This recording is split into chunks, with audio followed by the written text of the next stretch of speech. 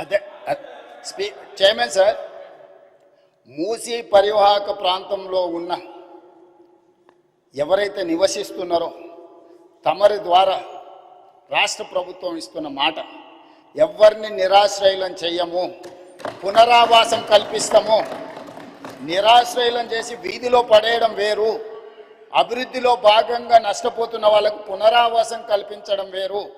రాష్ట్ర ప్రభుత్వం ప్రతి ఒక్కరికి పునరావాసం కల్పిస్తుంది, మెరుగైన జీవన విధానానికి అవసరమైన ప్రమాణాలను పెంచుతుంది, విద్య వైద్యాన్ని అందిస్తుంది, మహిళా సంఘాలకు వ్యాపారం చేసుకోవడానికి అవసరమైన ఆర్థిక సహాయాన్ని అందిస్తుంది. ఎవరిని కూడా నిరాశ్రయులను చెయ్యము. తమరి ద్వారా ఆ నిర్వాసితులని వీళ్ళు ఏదైతే వాళ్ళని ఉసిగొల్పుతున్నారో వాళ్ళకి నేను మాటిస్తున్నా అధ్యక్ష, ఏ ఒక్కరికి కూడా నష్టం చెయ్యము. మీకు మెరుగైన వసతులను ఏర్పాటు చేసి మిమ్మల్ని తరలిస్తాము.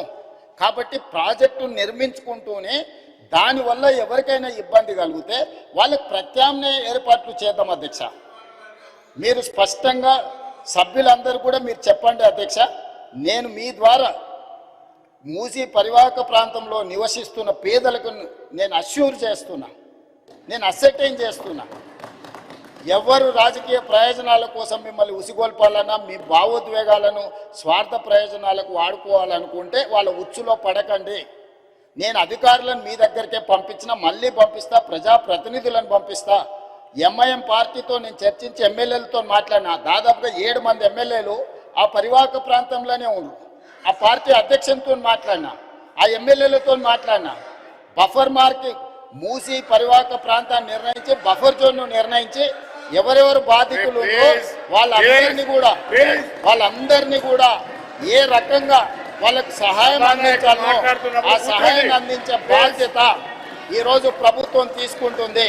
కాబట్టి దయచేసి అపోహలు సృష్టించకండి, అనవసరమైన రాద్ధాంతం చెయ్యకండి. హైదరాబాదు నగరాన్ని అభివృద్ధి చేసుకుందాం.